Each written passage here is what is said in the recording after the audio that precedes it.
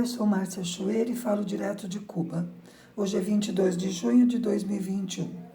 No sábado passado, 19 de junho, o Instituto Finlay de Vacinas divulgou os resultados dos ensaios clínicos fase 3 do produto Soberana 2.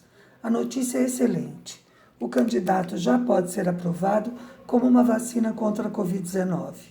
O que ele disse, em resumo, foi: Soberana 2 cumpriu com folga os resultados de eficácia e o intervalo de confiança recomendados pela OMS.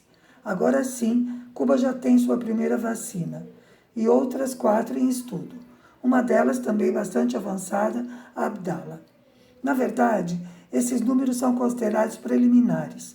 Eles são o resultado da aplicação de 2 doses, mas o estudo continua com um grupo que receberá uma terceira dose, o que deve dar respostas ainda melhores. O diretor do Instituto destacou que esses resultados têm uma importância especial porque foram obtidos em um cenário de circulação de cepas mutantes. Isso significa que Soberana 2 se mostrou eficaz contra as novas cepas, que são mais preocupantes por sua alta capacidade de transmissão. Mas o fato de Cuba ter uma vacina própria tem outros aspectos. O primeiro é que isso é resultado de muitos anos de uma política de desenvolvimento científico para conseguir soberania nessa área. Cuba é o único país da América Latina que tem vacinas próprias contra a Covid. Essa soberania se traduz em que, neste momento, quando o mundo inteiro depende do acesso a vacinas, Cuba não está sujeita às práticas comerciais dos grandes laboratórios, nem está à mercê da vergonhosa apropriação feita pelos países ricos que deixou os países pobres à míngua.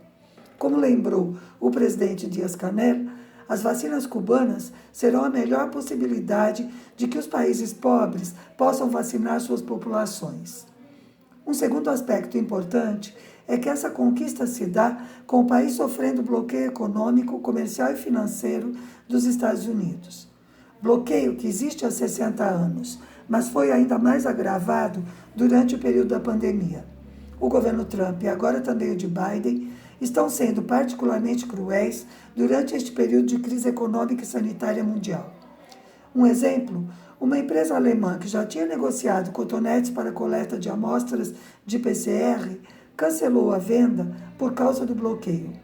Não é uma suposição, eles disseram que foi essa a razão do cancelamento.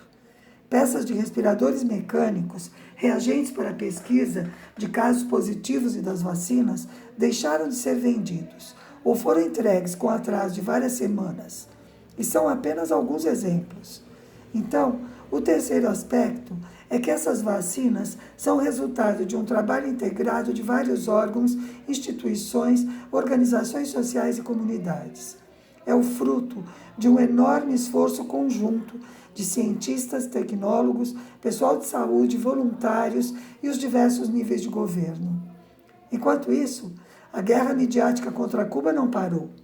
Deputados de extrema-direita do Parlamento Europeu aprovaram uma resolução condenando Cuba por violar direitos humanos, com um pretexto que foi cuidadosamente montado durante meses do tal movimento de São Isidro. Além disso, acusam o governo da ilha de submeter os médicos das brigadas internacionais a trabalho escravo. É até revoltante que deputados de países que foram ajudados pelos médicos das brigadas Harry Reef, como a Itália, façam uma acusação tão grave quanto mentirosa. Algumas instituições acadêmicas de estudos latino-americanos e africanos, todas sediadas nos Estados Unidos, claro, também decidiram acusar Cuba de violar direitos de artistas e jornalistas justo agora. Tudo bem ajustadinho para influir sobre a opinião pública internacional exatamente poucos dias antes da votação na ONU da resolução contra o bloqueio. Para quem tem informação, é só somar 1 mais 1. A sequência foi assim. Em abril, o Departamento de Estado norte-americano divulgou um relatório acusando Cuba de realizar torturas e execuções extrajudiciais. Sem nenhuma prova, claro. Nem os blogueiros contra-revolucionários são tão cínicos. Depois, em maio, o governo Biden colocou Cuba na lista de países que não combatem o terrorismo. Além do efeito midiático, estar nessa lista impede que o país possa fazer determinadas operações financeiras. Ou seja, essa arbitrariedade tem também um efeito econômico.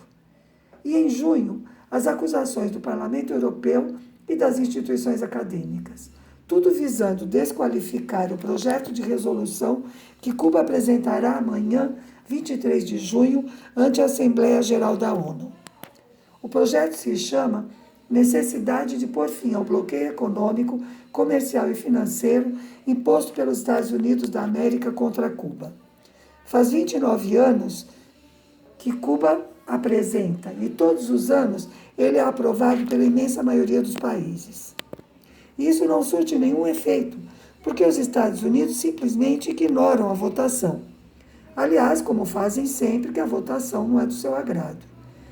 Eles gostem ou não, as conquistas de Cuba no campo da saúde e da educação, que se refletem na obtenção de vacinas contra a Covid, só são possíveis porque Cuba é um Estado que se propõe socialista e que está construindo seu próprio caminho para uma sociedade justa e igualitária.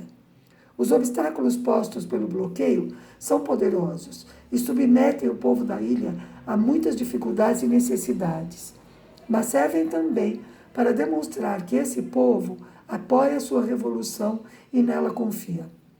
Por hoje é isso. Saudações socialistas.